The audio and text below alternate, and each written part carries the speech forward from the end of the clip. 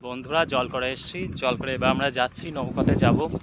নৌকাতে গিয়ে দেখবো, আমরা নৌকাও চড়বো, পুরো জলকাটটা জল কেমন আছে, মাছগুলো যদি ধরতে পারি টুকটাক কিছু মাছ ধরে দেখাবো মাছ কেমন আছে না আছে, মাছ কতটা বেড়েছে। আপাতত মাছদের প্রথম মাছগুলোর বয়স 45 দিন মতো, 49 দিন মতো হবে।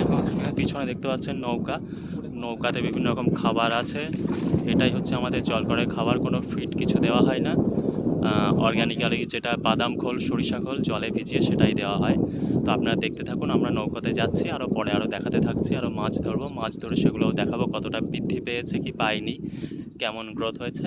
আপনার সঙ্গে থাকুন। এখন চলে এসেছি জলের মাঝখানে নৌকোতে, চারিদিকে এখন জল দেখতে পাচ্ছেন, আমরা নৌকোতে আছি।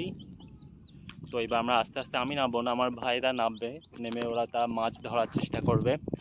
বাগদা চিংড়ি ছোটো ছোটো মাছগুলো কেমন হয়েছে, 50 দিন 49 দিন বয়স হয়েছে, তারা কত বড় হয়েছে সেগুলো আমরা একটু ধরে দেখার চেষ্টা করব, তাদের শরীর কেমন আছে না আছে, গ্রোথ সবগুলো চেক করব।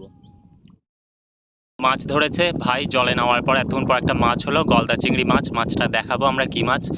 ভুটান নিয়ে আয় মাছটা, একবার দেখা হাতে করে তুলে উঁচু করে ভালো করে দেখা। একটা বড় গলদা চিংড়ি ধরেছে, একটু পিছিয়ে নিয়ে যা।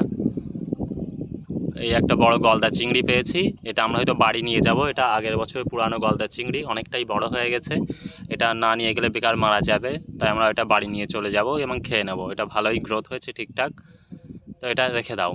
তো এমন ভিডিও আরও দেখতে থাকলে আমাদের চ্যানেলটি সাবস্ক্রাইব করুন এবং ভিডিওটি লাইক করবেন।